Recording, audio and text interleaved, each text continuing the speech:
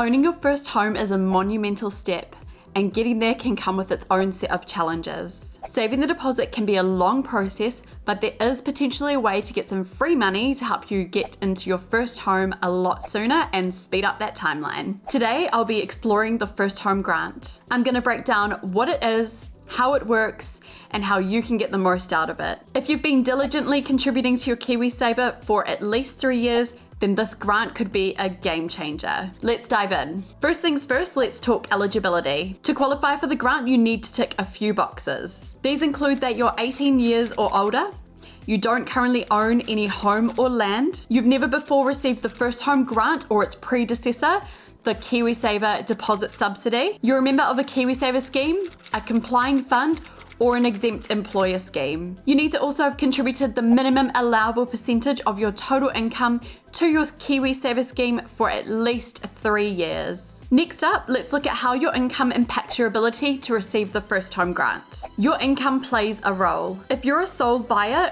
and you've been earning $95,000 before tax or less within the last 12 months, then you could be eligible. If you're purchasing with others, then the combined income limit is $150,000. Now let's talk about that 5% deposit requirement. Your deposit needs to be obligation free, and what this means is that it can't be borrowed or secured against another property. You must provide evidence that you have at least 5% deposit of the total purchase price of the property that you're looking to buy. Your deposit can be made up of money from the KiwiSaver First Home Withdrawal, from your First Home Grant approval or pre-approval. It can be money that you have saved in the bank. It can be money that you've already paid towards the property, and it can be money that has been gifted to you. If you are using gifted money, then you'll need to supply a gifting declaration. By the way, if you are enjoying this video, don't forget to like and subscribe. Next up, let's look at the Kiwisaver contribution requirement. You must have been regularly contributing the minimum amount to KiwiSaver for at least 3 years. The minimum contribution is currently 3% of your total income,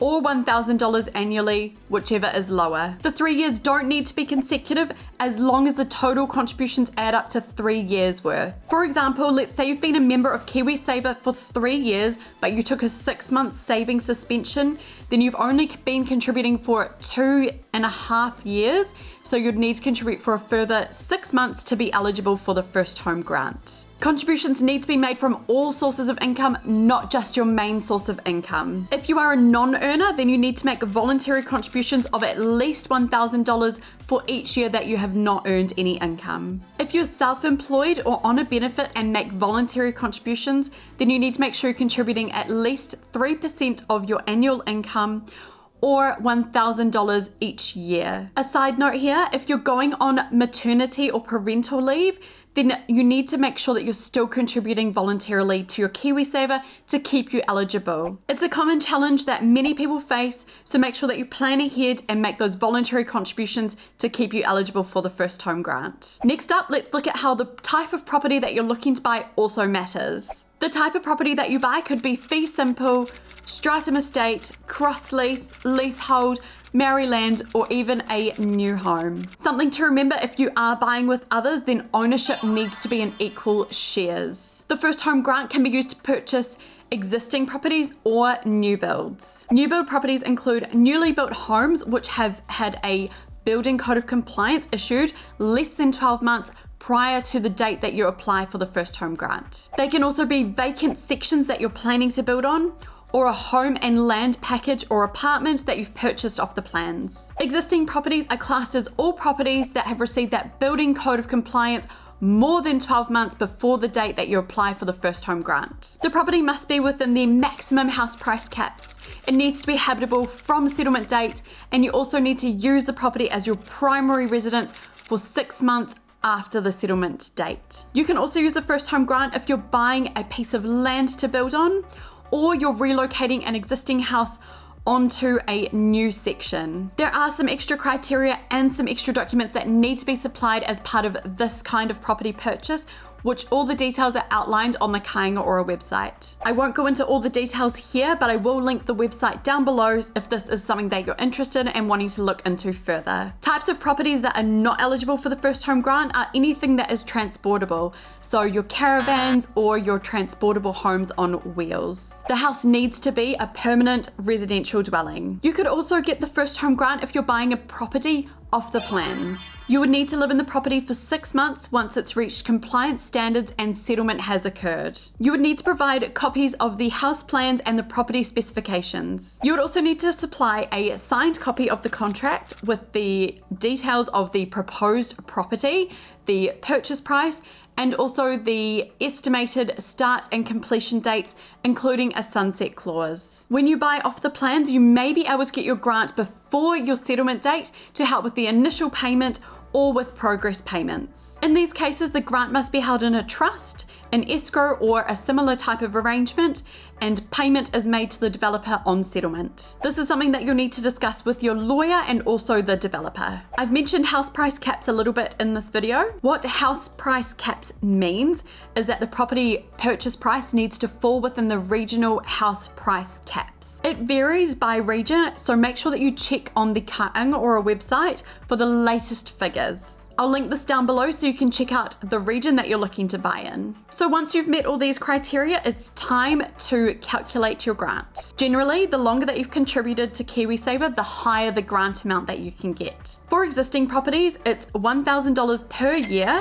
for up to a maximum of 5 years worth of contributions. For new homes, it's $2,000 per year of contributions up to a maximum of 5 years. So in other words, for an existing property, you could get up to a maximum of $5,000, or for a new build, you could get up to a maximum of $10,000. If you're buying with another person, such as your partner, for example, you could double this as well. So this means combined, you could get up to $10,000 for an existing property and up to $20,000 for a new build home to use towards your deposit. Next up, let's look at how to actually get the grant. Applying is a 2-step process. First up, you need to gather all your supporting documentation. This includes proof of your income, ID, and your KiwiSaver contributions plus more. Then you need to complete your online application via the Kāinga Ora website. You could apply for either a pre-approval before you start looking for a property to buy. This will give you a little bit more certainty around what you're going to get.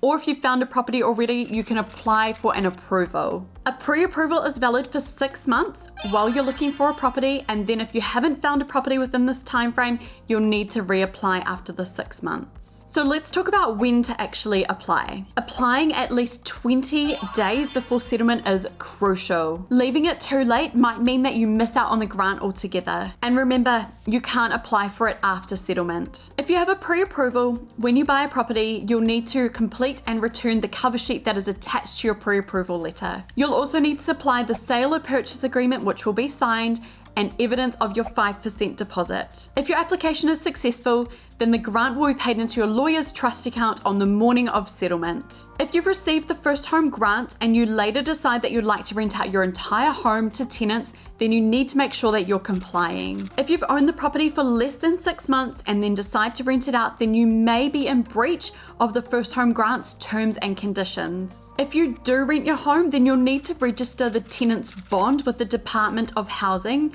which is who administers the first home grant in the first place, and this could set off some red flags. The IRD can also determine rental income, which will need to be explained if it is for the entire home. Renting a spare room or having boarders in is absolutely fine as long as the home is still your permanent resident for at least 6 months after settlement. Lastly, today I just want to give you a few tips for talking to the banks or talking to mortgage advisors. Mortgage advisors are professionals who can offer a lot of support and advice when you're purchasing your first home. And they can also provide advice around the first home grant, as this is something that we deal with day to day. When you're speaking with a bank or with your mortgage advisor, make sure that you mention the first home grant straight away so that they know that this is something that you might be eligible for. Make sure to also let your bank or mortgage advisor know if you're planning to purchase an existing property or a new build property or a property off the plans. Make sure that your advisor understands what your income situation is and also the income situation of anyone that you're buying with. Make sure that you understand the steps of the application process and make sure that you're meeting any deadlines. Remember, as mortgage advisors, we're here to help you and support you on your journey, so make sure that you ask lots of questions and lean into the expertise that is provided. So there you have it. A comprehensive guide to the first home grant. Remember, this could be your ticket to home ownership. If you're eligible, seize the opportunity and embark on this exciting journey. If you like this video, you might like to check out my video about how Kiwisaver can help you buy your first home. Don't forget to like and subscribe. Thank you so much for watching, and I'll see you in the next one.